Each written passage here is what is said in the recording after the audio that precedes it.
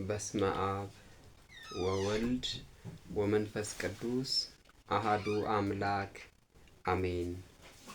በስመ አብ ወወልድ ወመንፈስ ቅዱስ አሃዱ አምላክ አሜን። በስመ አብ ወወልድ ወመንፈስ ቅዱስ አሃዱ አምላክ አሜን። አቤቱ አምላካችን ቅዱስ እግዚአብሔር ሆይ በምሕረት በቸርነትህ እስከዚህ ሰዓት ስለጠበቅከን ይህን ሰዓት ደግሞ ቅዱስ ቃልህን እንድንሰማበት በቤትህ ጥላ ስር ተሰባስበን ወርቃማ የሆነውን ቃልህን እንድንመገብ ስለፈቀድክልን አምላካችን አባታችን ቅዱስ እግዚአብሔር ሆይ ስምህ ለዘላለም የተመሰገነ ከፍ ከፍ ያለ ይሁንልን።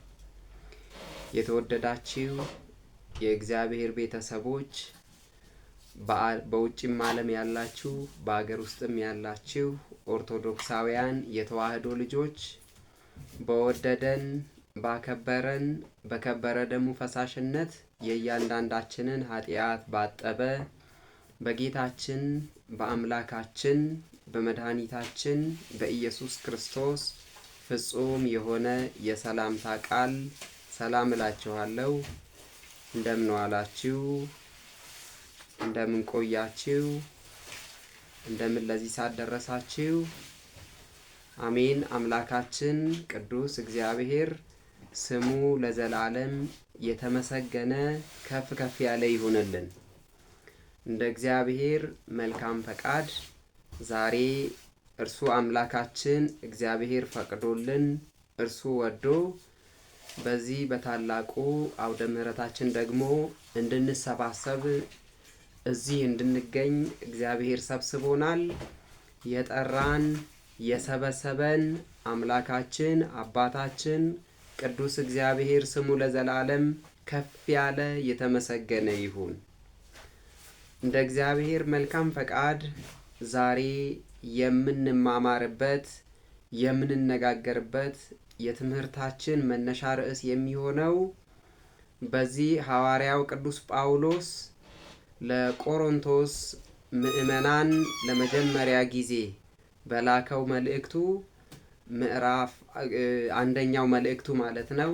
አንደኛ ቆሮንቶስ ምዕራፍ 13 ቁጥር 8 ላይ ያለውን ኃይለ ቃል በማንሳት እንማማራለን። አምላካችንና አባታችን ቅዱስ እግዚአብሔር በዚህ በምንሰማው ቅዱስ ቃሉ እንዲባርከን መልካም ፈቃዱ ይሁንልን። የትምህርታችን ርዕስ የሚሆነው ፍቅር ለዘወትር አይወድቅም የሚል ይሆናል። ፍቅር ለዘወትር አይወድቅም። ይህን ቅዱስ ቃል የመዘገበልን ሐዋርያው ቅዱስ ጳውሎስ ነው። ለቆሮንቶስ ክርስቲያኖች ለመጀመሪያ ጊዜ በላከው መልእክቱ በምዕራፍ 13 ቁጥር 8 ላይ ነው ይሄን ቃል የመዘገበልን ማለት ነው። እንግዲህ ሁላችንም በዚህ ኃይለ ቃል እንድንመከር እንድንገሰጽ ደግሞም አስፈላጊ የሆነውን መንፈሳዊ ዕውቀት በልባችን እንድንጽፍ አምላካችን እግዚአብሔር ፈቃዱ ይሁንልን። የቅዱሳን አባቶቻችን በረከታቸው፣ ረድኤታቸው፣ ገድላቸው፣ ትሩፋታቸው ከኛ ጋር እንዲሆን አምላካችን ቅዱስ እግዚአብሔር ፈቃዱ ይሁንልን። ፍቅር ለዘወትር አይወድቅም። እንግዲህ ዛሬ በዚህ ርዕሰ ጉዳይ ስር ስለ ፍቅር ምንነት በመጽሐፍ ቅዱስ ውስጥ በሕይወት ዘመናችን በዓለም ኑሯችን ምን መምሰል እንዳለብን ለፍቅር እንዴት ያለውን ስሜት ሊኖረን እንደሚገባ በዚህ ትምህርታችን ውስጥ እንማራለን ማለት ነው። አምላካችን እግዚአብሔር የረቀቀውን አጉልቶ የራቀውን ደግሞ አቅርቦ ለኛ በሚገባን ልክ እንዲያስተምረን፣ እንዲገስጸን፣ እንዲመክረን መልካም ፈቃዱ ይሁንልን። እንግዲህ መጀመሪያ ስለ ፍቅር ምንነት ማወቅ ያስፈልጋልና ይሄን ደግሞ እንመለከታለን። ፍቅር በአንድ ቃል ወይም በአንድ አረፍተ ነገር መግለጽ እጅግ ከባድ ነው። እጅግ አስቸጋሪ ከሆኑ ነገሮች መካከል አንዱ የፍቅርን ትርጉም በቀላሉ ማስቀመጥ መቻል ነው ማለት ነው። በቀላሉ ማስቀመጥ የምንችለው አይደለም። ፍቅር ራሱ እግዚአብሔር ነው። ፍቅር ራሱ ማን ነው ብያችኋለሁ? ራሱ እግዚአብሔር ነው። እግዚአብሔርን ደግሞ በመግቦቱ በአባታዊ ቸርነቱ እንዲሁም በአምላካዊ ጥበቃው እናውቀዋለን እንጂ በቃላትና በአረፍተ ነገር ደረጃ እንዲህ ነው ብለን መግለጽ አንችልም እግዚአብሔርን ማለት ነው። ከዚህ የተነሳ የፍቅር ትርጉም እንዲህ ነው ብለን በቀላሉ በሰውኛ በእውቀታችን መግለጽ አንችልም ማለት ነው።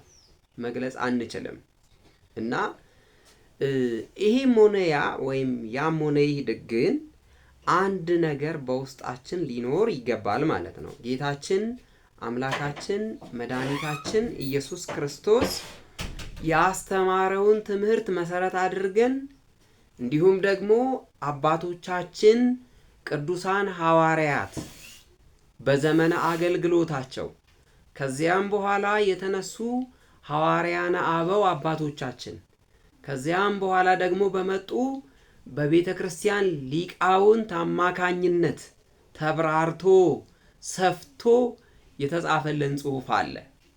እነዚያን መሰረት አድርገን የፍቅርን ትርጉም በልባችን ላይ ማስቀመጥ ይገባል ማለት ነው። ስለ ፍቅር በአግባቡ ማወቅ፣ መረዳት፣ መገንዘብ ያስፈልጋል ማለት ነው። አምላካችን ቅዱስ እግዚአብሔር ይሄንን ዛሬ የምንማረውን ትምህርት ወይም የፍቅርን ጽንሰ ሐሳብ ልባችን ውስጥ እንዲያኖርልን እሱ ቅዱስ ፈቃዱ ይሁንልን። እንግዲህ በተለይ ሊቁ ቅዱስ ዮሐንስ አፈወርቅ የቅዱስ ጳውሎስን መልእክት በተረጎመበት ጊዜ በተለይ ከገቢረ ተአምራቱ የተነሳ ማለት ነው፣ ሙት ከማስነሳት ሕሙም ከመፈወስ ተመልከቱ፣ ከእውቀት እንዲሁም ደግሞ በመላእክት ልሳን በመላእክት ቋንቋ ከመናገር ከነዚህ ሁሉ በላይ ተመልከቱ፣ ስጋንም ጭምር ለመስዋዕት አሳልፎ ከመስጠት ምን ይበልጣል ነው ያለን? ፍቅር ይበልጣል አለ። ክብር ምስጋና ለአምላካችን ለእግዚአብሔር ይሁን። ፍቅር ምን ይላል አለ ቅዱስ ጳውሎስ? ይበልጣል። አዎ ብዙ ነገሮች ተሰጥተውናል። እውቀቱ ተሰጥቶናል። ገቢረ ተአምራቱ ተሰጥቷል። ነገር ግን ፍቅርን መያዝ የሚቻለው የታደለው ብቻ ነው። ተመልከቱ፣ ትክክለኛ አፍቃሪ ለመሆን እና ከሁሉ በላይ የሆነ ሕግ ነው ፍቅር ማለት ነው። ፍቅር የሕግ ሁሉ ምንድናት አለ ሐዋርያው ቅዱስ ጳውሎስ? ፍጻሜ ናት።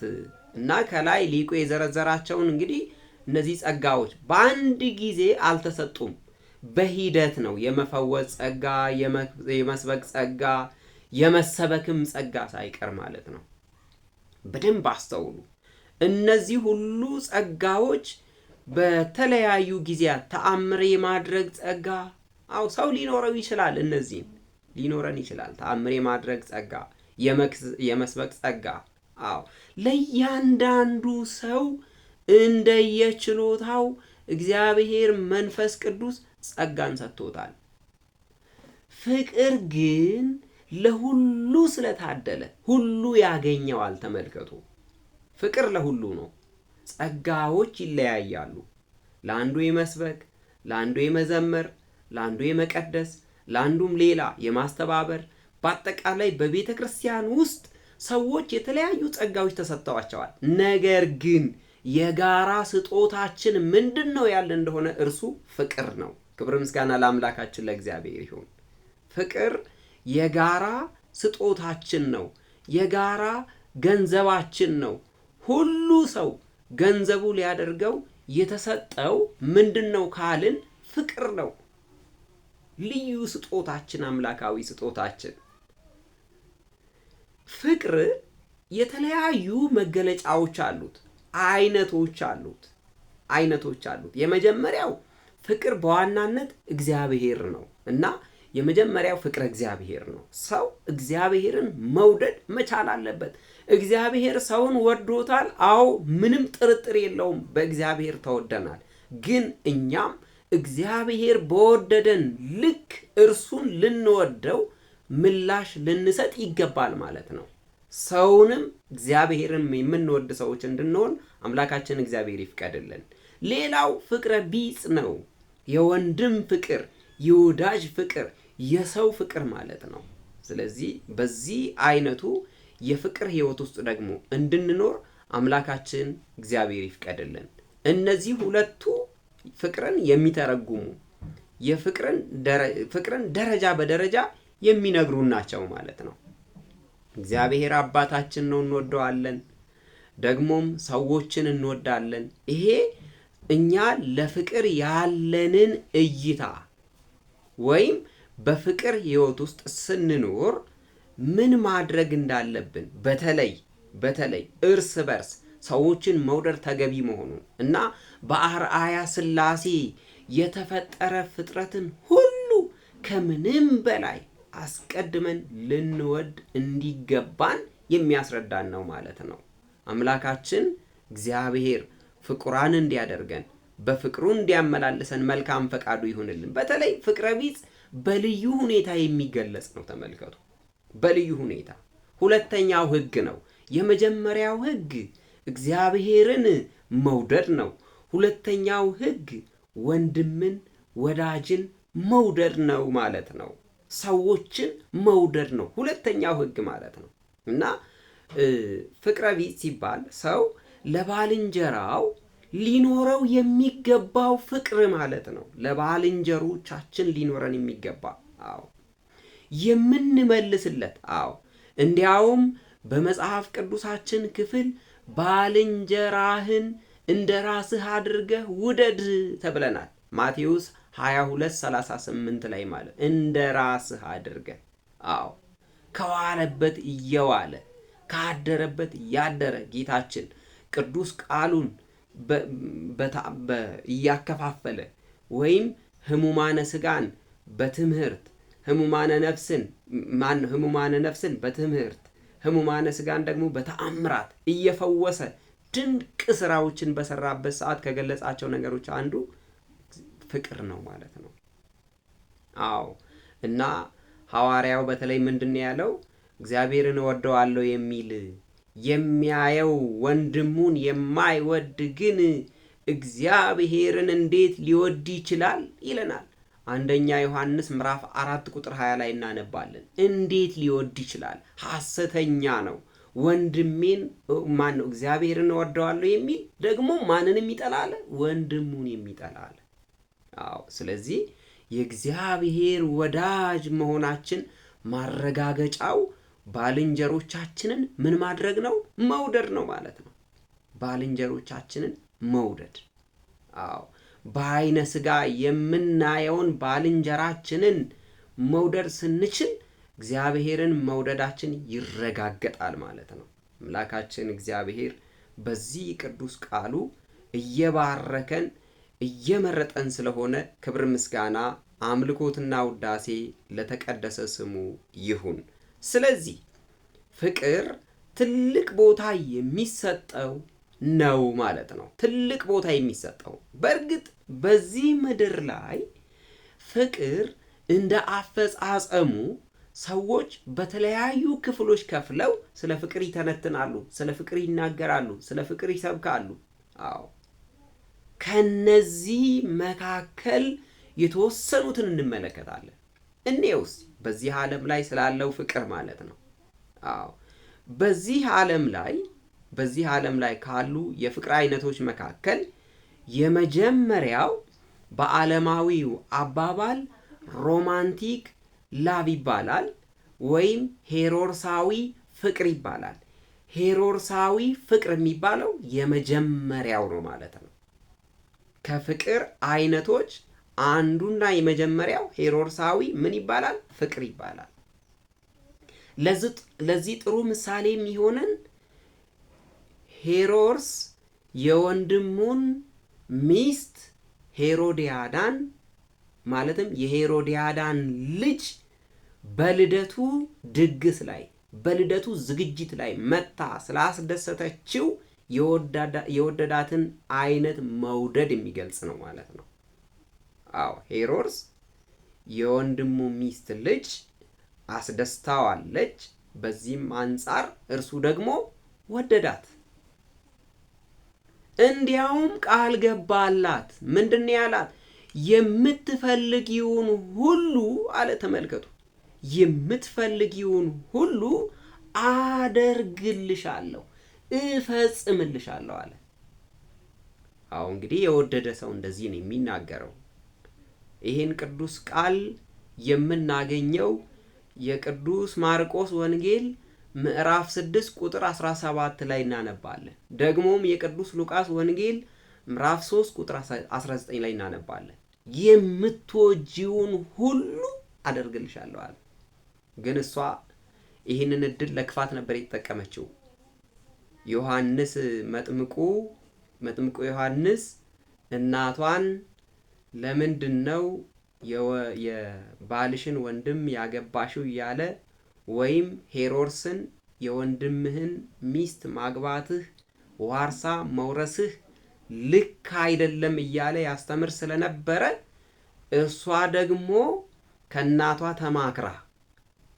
ከእናቷ ከሄሮዲያዳ ተማክራ የዮሐንስን አንገት አስቆርጣለች ማለት ነው። እና ከዚህ ምንድነው የምንማረው? ሄሮድስ አንገት እስከ ማስቆረጥ ያደረሰው ቃል መግባቱና ለልጅቷ የነበረው ልዩ ፍቅር ነበር። ይሄ አይነቱ ፍቅር ሄሮድሳዊ ፍቅር ይባላል ማለት ነው። አዎ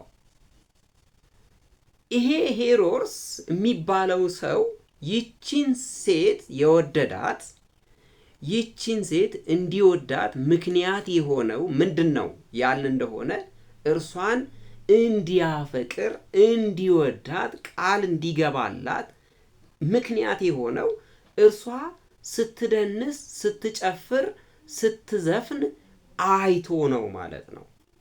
አዎ ዳንሷ ማረከው፣ እሱን ዘፈኗ ማረከው፣ መሰጠው። ከዚህ የተነሳ ወደዳት ማለት ነው። እንግዲህ ሄሮድስ ማን ነው ያልን እንደሆነ የቅዱስ ማቴዎስ ወንጌል ምዕራፍ 14 ቁጥር 3 ላይ ሄሮድስ በወንድሙ በፊልጶስ የወንድሙን የፊልጶስን ሚስት ሄሮዲያዳን አግብቶ ዮሐንስ ግን ሁል ጊዜ ይዘልፈው ስለነበረ ዮሐንስን አስይዞ ወደ እስር ቤት የከተተ ሰው ነው ማለት ነው። ይሄ ሰው በእይታ ፍቅር ተይዞ በዚህ አማካኝነት የዮሐንስን አንገት አስቆርጧል ማለት ነው፣ ወይም ቆርጧል ማለት ነው። ይህ አይነቱ ፍቅር የሰውነት ቅርጽን በማየት የሚከናወን አይነት ፍቅር ነው። ይሄ አይነቱ ፍቅር የሚይዛቸው ሰዎች ብዙውን ጊዜ የሰውነትን ቅርጽ ብቻ ነው የሚያፈቅሩት። አለባበስን ነው የሚያፈቅሩት። አረማመድን ነው የሚያፈቅሩት። ብዙውን ጊዜ በዓለማችን ላይ እነዚህ ሞዴሊስት የምንላቸው ሰዎች የሚጠቀሙበት አይነት ነው ማለት ነው። ይሄ እንቅስቃሴ መጨረሻው ወደዚህ የሚያዘነብል ነው የሚሆነው እና ሌሎች መሰረታዊ ነገሮች ለምሳሌ ሃይማኖት፣ ውስጣዊ ግንኙነት፣ ባህሪ ወይም ጠባይ፣ ስነ ምግባር፣ አስተሳሰብ፣ ትህትና፣ ታማኝነት፣ ሆደ ሰፊነት፣ መከባበር፣ መረዳዳት እነዚህ ከቁም ነገር አይቆጠሩም በእንዲህ አይነት አፍቃሪ ዘንድ ወይም በእንዲህ አይነት ፍቅር ውስጥ እነዚህ ቦታ የላቸውም። ሮማንቲክ ላቭ ወይም ሄሮድሳዊ ፍቅር የያዛቸው ሰዎች ያፈቀሩት ሰው ከማንኛውም ሰው ጋር እንዲያዩት አይፈልጉም። እጅግ ቀናተኞች ናቸው። ሄሮድስ እንዲያውም ቀናተኛ ነበር። የሰውነት ቅርጽን አይተው ነው የሚያፈቅሩትን፣ ውበትን አይተው ነው። ግን እዚህ ላይ አንድ ነገር ልንገነዘብ ይገባል። ውበት ረጋፊ ነው፣ የጧት ጤዛ ነው። ከቆይታ በኋላ አይኖርም። እና ውበትና ቅርጽ በወሊድና በእድሜ ምክንያትም ተመልከቱ ሊቀር ይችላል፣ ሊጠፋ ይችላል። ይሄ በዚህ መልኩ የገባንበት ፍቅር ውበት በጠፋ ጊዜ እንዲሁም ደግሞ በሽታ በመጣብን ጊዜ ስለሚቀር ጊዜያዊ ፍቅር ነው የሚሆነው። የሚፈርስ ፍቅር ነው የሚሆነው። የሚጠፋ ፍቅር ነው የሚሆነው። አዎ ብዙ ጊዜ ወንዶች በሚታይ ነገር ነው እንግዲህ ተመልከቱ ወደ ፍቅር የሚገቡት በሚታይ ነገር በአይናችን በምናየው። ይሄ እህቶች ወይም ሴቶች ኮስሞቲክሱን፣ አለባበሳቸውን፣ ሌሎች የመዋቢያ ነገሮችን በተጠቀሙ ጊዜ ወንዶች እነሱን ባዩ ጊዜ በፍቅር ይያዛሉ ማለት ነው። እና ብዙውን ጊዜ የወንዶች መሰናክል በአይናቸው ነው። ብዙውን ጊዜ የሴቶች መሰናክል ደግሞ ከፍቅር ጋር በተገናኘ በጆሮአቸው በሚሰሙት ነገር ነው። እንዲያደርግልሻለሁ፣ እንዲሆንልሻለሁ፣ እንዲሆንኩልሽ፣ እነዚህ ነገሮች ሴቶችን ደግሞ ይማርካሉ ማለት ነው። ስለዚህ ሄሮድሳዊ ፍቅር ብዙውን ጊዜ በእይታ ተመልከቱ፣ የሰውነት ቅርጽን በማየት አለባበስን በማየት አረማመድን በማየት እንቅስቃሴን በማየት የሚፈጸም ነው ማለት ነው። ስለዚህ ከእንዲህ አይነቱ ፍቅር ነፃ መሆን ይገባናል። ጥቅምም ስለሌለው ማለት ነው፣ ዘላቂም ስላልሆነ አምላካችን እግዚአብሔር ከዚህ እንድንጠበቅ እሱ ይርዳን። ሁለተኛው ተመልከቱ፣ ሁለተኛው የፍቅር አይነት ደግሞ ኢሞሽናል ላቭ ይባላል። በዚህ በእንግሊዘኛው ኢሞሽናል ላቭ ስሜታዊ ፍቅር ማለት ነው።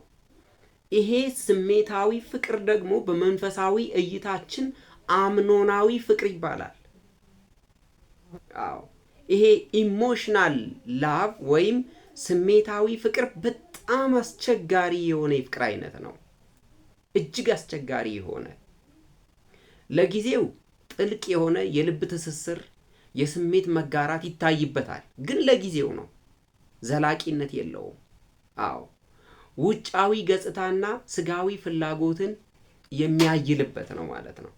ስጋዊ ፍላጎት የሚያይልበት የፍቅር አይነት ነው እና በስሜትና በፍትወት ላይ የሚመሰረት ፍቅር ነው ይህ ፍቅር።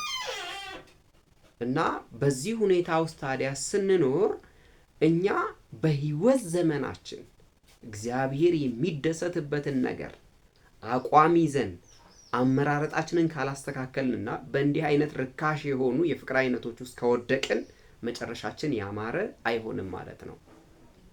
እና የዚህ አይነቱ ፍቅር ይሄ ኢሞሽናል ወይም ስሜታዊ ፍቅር የሚባለው መነሻው ምንድነው? ምኞት ነው። ምኞት ነው።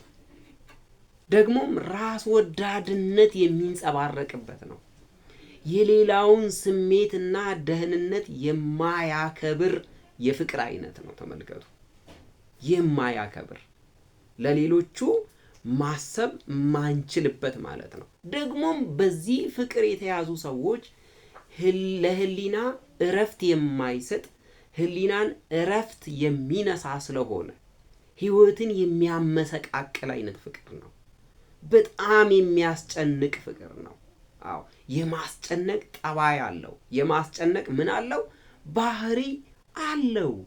ስለዚህ ይሄ ፍቅር ብዙውን ጊዜ አንዳንድ ተማሪዎች በእንዲህ አይነት ፍቅር ሲያዙ ትምህርትን የመጥላት ውጤታቸው ከደረጃ በታች የመውረድ፣ ስራ የሚሰሩ ሰዎች በዚህ ፍቅር ሲያዙ ስራ የመጥላት፣ ምግብ ያለመመገብ፣ የፍላጎት መቀነስ፣ ለምሳሌ ምግብ የመመገብ ፍላጎታችን የቀነሰ መሄድ፣ መታመም። ይሄ ህመም በራሱ በሕክምና ወይም በመድኃኒት የሚፈወስ ሕክምና አይደለም። እንዲህ የሚሆኑ ወይም እንዲህ አይነት ችግሮችን ሊያስከትል የሚችል የፍቅር አይነት ነው ማለት ነው። እና ስሜታዊ ፍቅር ደግሞ የሚቆየው ወይም እድሜውን ራሱ ስናይ ቆይታውን ስናይ ስሜቱ እስኪረካ ድረስ ብቻ ነው። ሩካቤ ስጋ እስኪፈጸም ድረስ ብቻ የሚቆይ አይነት ፍቅር ነው ይሄ። የብዙ ሰዎች የተበላሸው በዚህ ሁኔታ ነው ማለት ነው። ከዚያ በኋላስ ከዝሙት በኋላ የግብረ ስጋ ግንኙነት ከተፈጸመ በኋላ ሩካቤ ስጋ ከተፈጸመ በኋላ ምንድነው የሚከተለው? በዚህ አይነት ፍቅር ውስጥ ከዚያ በኋላማ መጀመሪያ ከወደደው ይልቅ ጥላቻው ይበልጣል ነው የሚለን። ጥላቻው ያይላል፣ ጥላቻው ይበልጣል። አዎ ብዙ ሰዎች መጀመሪያ ላይ አፍቃሪ መስለው ብዙ ሰዎችን ጉር ሰርተዋል ማለት ነው። የብዙ ሰዎች ህይወት በእንዲህ አይነት ህይወት ተበላሽተዋል ማለት ነው። እና እድሜው የረዘመ አይደለም ይሄ አይነት ፍቅር፣ እድሜው የረዘመ አይደለም። በምኞት ብቻ የሚጀመር ነው። ይሄ በምኞት ብቻ የሚጀመር ግንኙነት መጨረሻው ምንድነው የሚሆነው? መራራቅ ነው። መጨረሻው የሚሆነው ምንድነው? መጠላላት ነው። ለዚያውም ክፉ ጥላቻ። እና ይሄን የመሰለው ፍቅር በመጽሐፍ ቅዱስ ውስጥም አለ። በመጽሐፍ ቅዱሳችን ክፍል አምኖናዊ ፍቅር ይባላል። አዎ አምኖናዊ ፍቅር በተለይ በዚህ በሁለተኛ ሳሙኤል ምዕራፍ 13 ቁጥር 1 ጀምሮ ስናነብ መጽሐፍ ቅዱሳችን ላይ እናገኛለን። እና አምኖን የጓደኛውን ወይም የወዳጁን የኢዮናዳብን ክፉ ምክር ሰምቶ፣ ተመልከቱ፣ ክፉ ምክር ሰምቶ የእንጀራ እህቱን ትዕማርን ያስነወራት። ትዕማርን አስነወራት። ታሪኩን ሙሉውን በዚህ አሁን በጠቀስነው ምዕራፍና ቁጥር ላይ በማንበብ ታገኙታላችሁ። ከዚያ መጨረሻ ላይ እንዲያውም መጀመሪያ ከወደዳት ይልቅ መጀመሪያ ከሰጣት ፍቅር ይልቅ የመጨረሻው ጥላቻ ይበልጥ ነበር ይላል። እንዲህ አይነት ጉዳዮች በዓለማችን ላይ ስለሚኖሩ ጥንቃቄ ልናደርግ ይገባል ማለት ነው። አምላካችን እግዚአብሔር ከዚህ ሁሉ ይጠብቀን። ሶስተኛው የፍቅር አይነት ሲሚላሪቲ ላቭ ይባላል በእንግሊዘኛው፣ ወይም ሲሚላሪቲ አትራክሽን ይባላል። ይሄ ማለት ምን ማለት ነው? የዚህ ፍቅር መሰረቱ መነሻው መመሳሰል የሚል ነው። ምን የሚል ነው አልኳችሁ? መመሳሰል። እና እነዚህ ፍቅረኛሞች የሚመሩት በመመሳሰል ነው። ለምሳሌ በፖለቲካ የሚመሳሰሉ፣ በሃይማኖት የሚመሳሰሉ፣ በማህበራዊ ጉዳዮች የሚመሳሰሉ ወይም ተመሳሳይ አቋም ያላቸው፣ በገቢ ደረጃ የሚመሳሰሉ፣ በስራ ደረጃ፣ በትምህርት ደረጃ። ይሄ ማለት ምን ማለት ነው? ዲግሪ ለዲግሪ፣ ማስተርስ ለማስተርስ፣ ዶክትሬት ለዶክትሬት፣ በዚህ ሁኔታ ተጫዋች ለተጫዋች፣ ዝምተኛ ለዝምተኛ፣ ተግባቢ ለተግባቢ፣ እንደዚህ አይነት ጥምረት የሚያደርጉ ናቸው። ስለዚህ እንደዚህ አይነቱ ፍቅር፣ የእንደዚህ አይነት ሰዎች ፍቅር ደግሞ ምንድነው? ዝነኛውን የራስ የማድረግ ወይም ዝነኞች ታዋቂ ሰዎችን የራስ ለማድረግ የሚደረግ ግብ ነው፣ የሚደረግ ሩጫ ነው። እና በእንዲህ አይነት ፍቅር የተያዙ ሰዎችም መከራ ስቃያቸውን ይበላሉ ማለት ነው። እና እንደዚህ ያሉ ሰዎች ብዙ ጊዜ ምኞታቸው ምንድነው?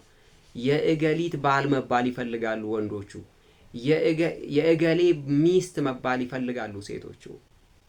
ተመልከቱ፣ ይሄ ዝናን ፍለጋ፣ ከፍታን ፍለጋ። በዚህ ፍቅር ውስጥ በድህነት የሚኖሩ ሰዎች፣ ቋሚ ገቢ የሌላቸው ሰዎች፣ በዝቅተኛ የቀን ስራ የሚተዳደሩ ሰዎች፣ የዕለት ጉርስና የዓመት ልብስን ለማግኘት ዋጋ የሚከፍሉ ወይም የሚቸገሩ ሰዎች፣ ምግብ የሌላቸው፣ ልብስ የሌላቸው፣ መጠለያ ቤት የሌላቸው፣ የትምህርት ዕድል ያላገኙ፣ ገቢ ያጡ፣ ሀብት ንብረት የሌላቸው ሰዎች በዚህ ውስጥ መሳተፍ አይችሉም። በተለይ በእንዲህ አይነት ፍቅር ውስጥ ግንባር ቀደም ተዋንያን ማለት ሀብት ንብረት ያላቸው ሰዎች ናቸው። ራሱ ግንኙነታቸው፣ ሰርጋቸው፣ ዝግጅታቸው፣ ሁሉ ነገራቸው ደረጃውን የጠበቀ ከደረጃ በታች የሆነ አይደለም። ስለዚህ ከደረጃ በታች የሆኑ ሰዎች በእንዲህ አይነት ህይወት ውስጥ በእንዲህ አይነት የፍቅር ደረጃ ውስጥ መግባት መሳተፍ አይችሉም ማለት ነው። ዛሬ በተለይ በባለጸጎች ህይወት ውስጥ ስንመለከት የሀብታሞችን ሰርግ መውሰድ እንችላለን፣ ደግሞ የድሆችንም መመልከት እንችላለን። የሀብታሞቹን ፍቅር ማየት እንችላለን፣ የድሆቹንም ፍቅር በዚህ ውስጥ ደግሞ ማየት እንችላለን ማለት ነው። አዎ የሀብታሞች ሰርግ በታዋቂ ሆቴል፣ በታዋቂ ኢንተርናሽናል በተባሉ 5 ኮከብ ወይም 7 ኮከብ በተባሉ ሆቴሎች አዳራሽ ድል ያለ ድግስ ይደረጋል የሀብታም ሲሆን። አዎ የሀብታሞች ፍቅር በዚህ መልኩ ይስተናገዳል።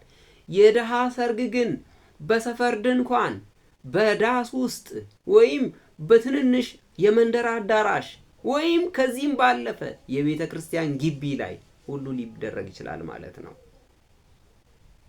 ያው የሀብታም ሰርግ እጅግ በቅንጦት ቅንጡ የሆኑ የጥሪ ካርዶች ተዘጋጅተው እነዚህ የጥሪ ካርዶችም በራሱ በኦንላይን እና እንዲሁም ደግሞ በልዩ ክብር በልዩ ስጦታ ተጠሪዎቹ እንኳን የሚጋበዙበት ካርድ ተዘጋጅቶ ነው። ተመልከቱ። የድሃ ሰርግ ግን ጠሪው የቅርብ ዘመድ ነው ወይ ጎረቤት ነው ወይ የድር አባላት ናቸው።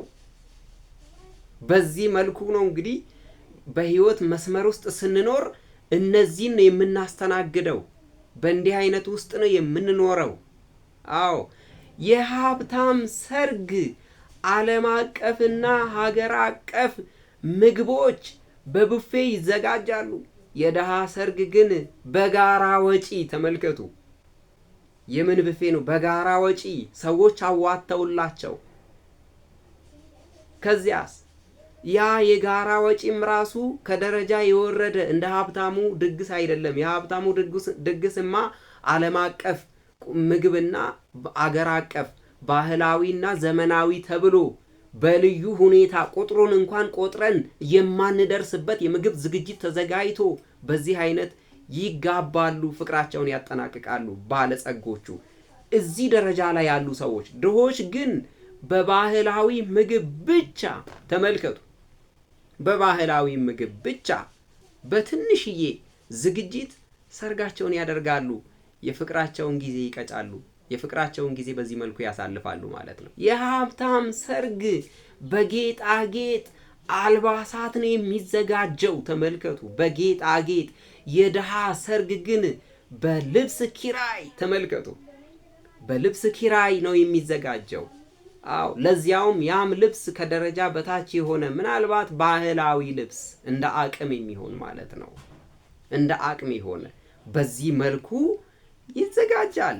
ስለዚህ የሀብታም ሰርግ የቅንጦት መኪኖች V8 የምንላቸው የቅንጦት መኪኖች ይዘጋጃሉ። ታዋቂ የሆኑ መኪኖች ተመልከቱ። አዎ እነዚህ ያስፈልጋሉ። የድሃ ሰርግ ላይ ግን ምናልባት ምንም ነገር የለም። ወይ ፈረስ ነው የሚኖረው ወይም ደግሞ ከዘመድ ወይ ከጎረቤት በውሰት የሚመጡ መኪኖች ናቸው የሚኖሩት ለዕለት በሰዓት ተሰልተው ማለት ነው። በዚህ መልኩ ነው የሚደረገው። ስለዚህ በድሃና በሀብታም መካከል ያለው ፍቅር ምን ልዩነት እንዳለው ከዚህ ልናውቅ ይገባል። የሀብታም ሰርግ ሲሆን ታዋቂ ዘፋኞች፣ ታዋቂ ባንዶች፣ ታዋቂ ዘማሪያን ከፍ ያሉት ይጠራሉ። በድሃ ግን ጓደኞች፣ ጎረቤት፣ ዘመድ አዝማድ ባህላዊ ጭፈራን እየጨፈረ ወይም ሰርጉ በተክሊል ስርዓት ከተደረገ በቤተ ክርስቲያን ከተደረገ የቤተ ክርስቲያን የሰንበት ትምህርት ቤት ዘማሪያን አጅበው እንደ አቅሚቲው በዚህ መልኩ ይደረጋል ማለት ነው። እንደ አቅሚቲው በዚህ በኩል ይደረጋል። የሀብታም ሰርግ እንግዲህ ምንድን ነው?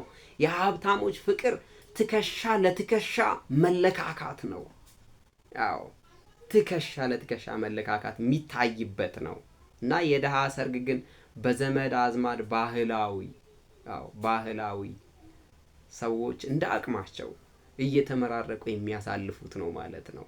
ስለዚህ አሁን ያየነው የፍቅር አይነት የባለጸጎች ሀብታም የናጠጡ ያደጉ አንቱ የተባሉ አለኝ የሚሉ ለድሃው ቦታ የሌላቸው አይነት ሰዎች ፍቅርን ነው አሁን ያየነው ማለት ነው። እንግዲህ አምላካችን እግዚአብሔር በሰጠን አቅምና ደረጃ እርሱ የሚመሰገንበትን መልካም ፍቅር መስርተን እንድንኖር አምላካችን እግዚአብሔር ፈቃዱ ይሁን። አራተኛው የፍቅር አይነት ደግሞ ፉሊሽ ላቭ ይባላል። ፉሊሽ ላቭ ማለት የጅል ፍቅር ማለት ነው። ይሄ የጅል ፍቅር ምክንያተኝነት የጎደለው ነው፣ ወይም ምክንያት የሌለው ያለ አንዳች ምክንያት የሚጀመር ነው። ደግሞም እውነታን ያገናዘበ ፍቅር አይደለም። እጅግ የሚያሳዝን ነው። ይሄ ደግሞ እውነታን ያቀፈ አይደለም። ይሄ ፍቅር በሞኝነት የሚመራ ነው። የጅል ፍቅር የተባለውም ለዚህ ነው። እንዲያውም እውር የሚያደርግ አይነት ፍቅር ነው ይሄ ፍቅር።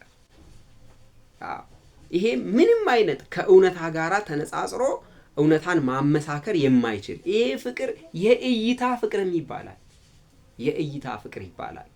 እና ውጫዊ ገጽታን በማየት በፍቅር ይወድቃሉ አንዳንድ ሰዎች። ውጫዊ ገጽታን፣ አለባበስን፣ ኮስሞቲክስን፣ ውበትን፣ ሌሎች ነገሮችንም እና ምንነቱ ሳይ አንዳንድ ጊዜ እንዲያውም በዚህ ፍቅር የሚያዙ ሰዎች ፎቶውን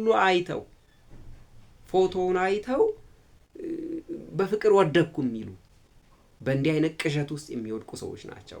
ባዶ ፍቅር የሚባለውም ከዚህ የተነሳ ነው ይህ ፍቅር። እና ይሄ አይነቱ ፍቅር በአጋጣሚ ተገናኝተው ወደድኩሽ፣ ከነፍኩልሽ፣ አበድኩልሽ፣ ክንፍንፍ አልኩልሽ የሚባባሉበት ነው። ይገርማል። እና ይሄ በዚህ እይታ እንግዲህ አበድኩልህ፣ ከነፍኩልህ፣ በረርኩልህ እንደዚህ አይነት አጋጣሚዎችን እየተጠቀምን በፎቶ እይታ ፍቅር ውስጥ ገባው፣ በፍቅር ወደኩ የሚለው ከእግዚአብሔር ቃል አንጻር ሲመዘን ትክክለኛ የሆነ ፍቅር አይደለም ማለት ነው። ጋብቻ በእግዚአብሔር እቅድ የሚመሰረት ታላቅ ተቋም ነው። የከበረ ተቋም ነው። ኦሪት ዘፍጥረት ምዕራፍ 2 ቁጥር 18 እና ማቴዎስ ወንጌል ምዕራፍ 19 ቁጥር 3ን ማንበብ አዋጭ ነው። ፍቱን መድኃኒት ነው።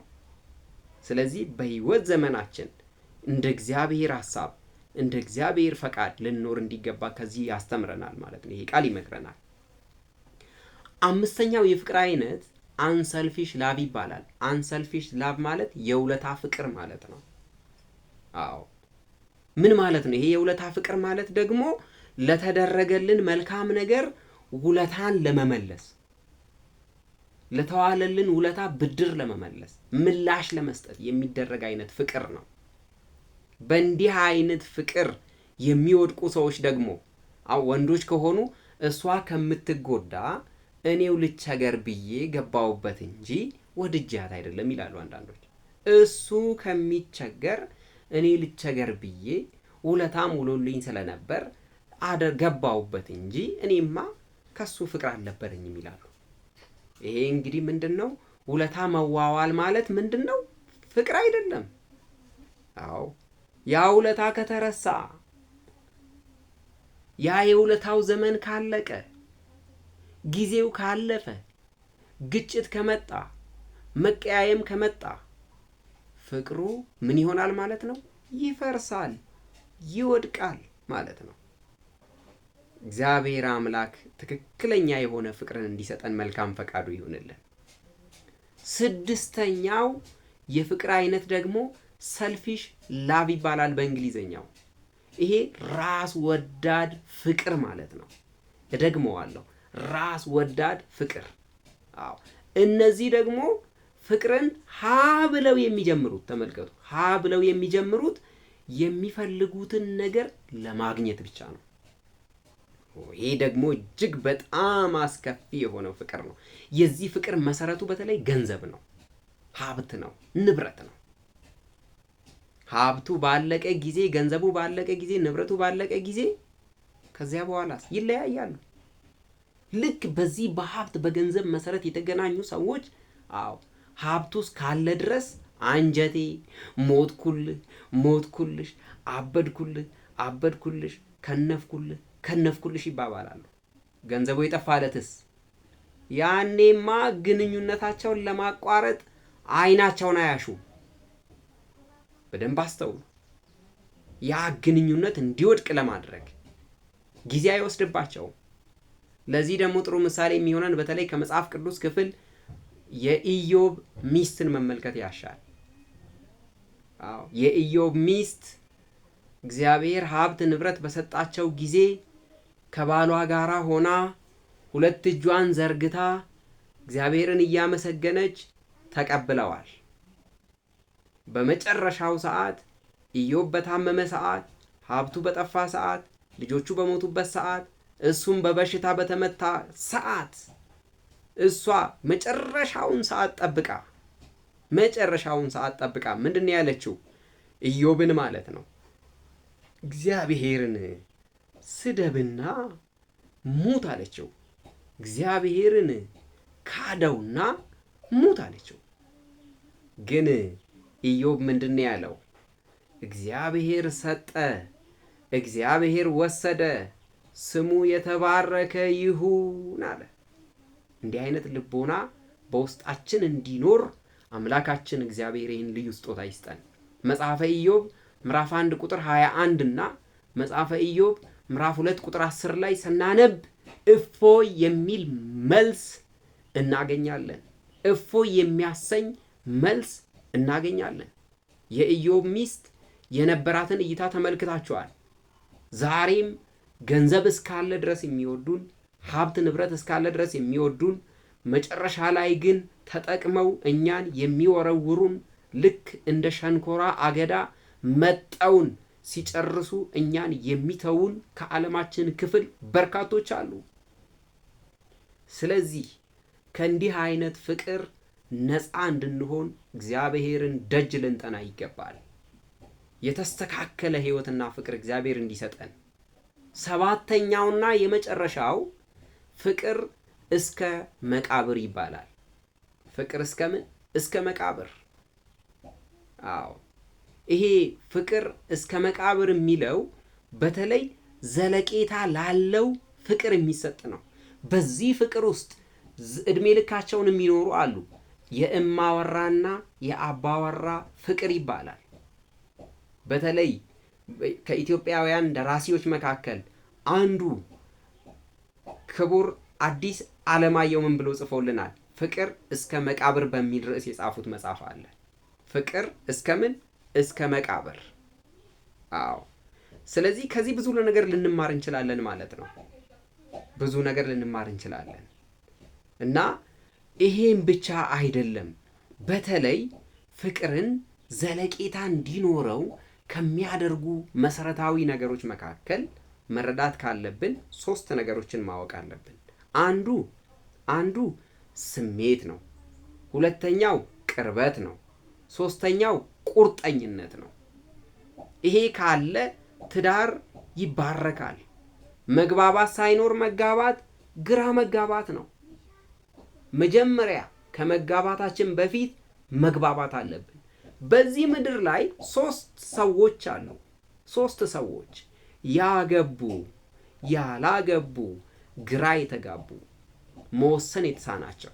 ስለዚህ በትዳር ህይወት ውስጥ ለመኖር መወሰን እነዚህ 3ቱን ነገሮች ማክበር፣ መጠበቅ፣ ማክበር ይገባል ማለት ነው።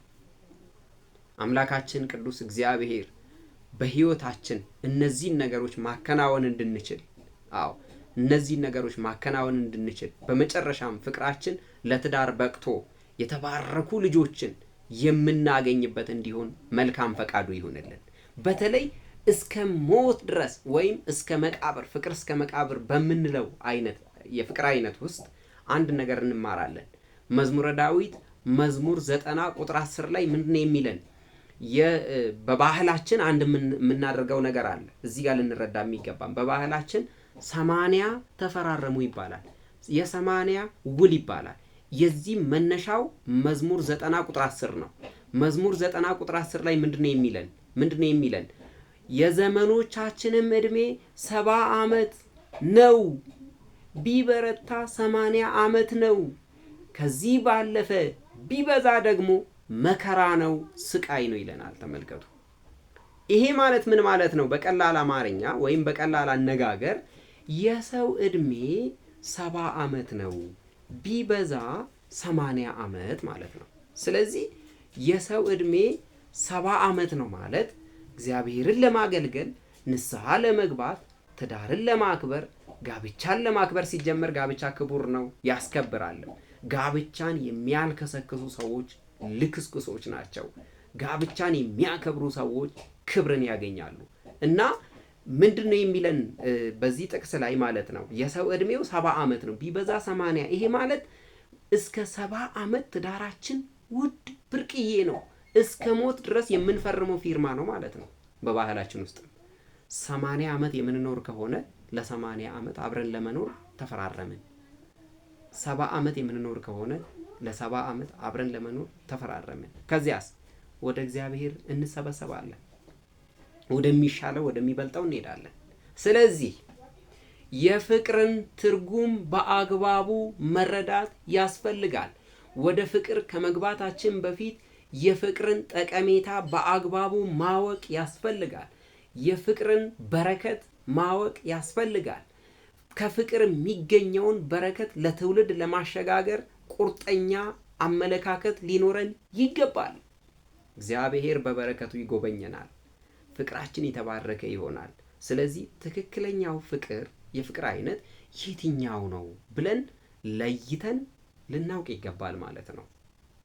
በዛሬው ትምህርት አምላካችን እግዚአብሔር በፍቅር መኖር እንድንችል ፍቅር ለዘወትር እንደማይወድቅ አስተምሮናል፣ መክሮናል፣ ቅዱስ ቃሉን አቀብሎናል። እኛ ደግሞ በተማርነው ትምህርት እንድንኖርበት አምላካችን አባታችን ቅዱስ እግዚአብሔር ሕይወታችንን በዚህ እንዲባርክልን መልካም ፈቃዱ ይሁንልን። በተማርነው ትምህርት ፍሬ እንድናፈራ 30፣ 60፣ 100 ያማረ ፍሬን አፍርተን የመንግስት ወራሾች የስሙ ቀዳሾች እንድንሆን ዛሬ ንስሐ ገብተን ቅዱስ ሥጋውን ክቡር ደሙን ተቀብለን ጋብቻችንን በስርዓተ ተክሊል በስርዓተ ቤተ ክርስቲያን አከናውነን እግዚአብሔር የባረከው በእግዚአብሔር ቃል የተመሰረተ ጋብቻ እንዲኖረን አምላካችን እግዚአብሔር ፈቃዱ ይሁንልን። ያስተማረን የመከረን የገሰጸን አምላካችን አባታችን ቅዱስ እግዚአብሔር ስሙ ለዘላለም የተመሰገነ ከፍ ከፍ ያለ ይሁንልን። ወስብሐት ለእግዚአብሔር ወለወላዲቱ ድንግል ወለመስቀሉ ክቡር አሜን። ይቆየን።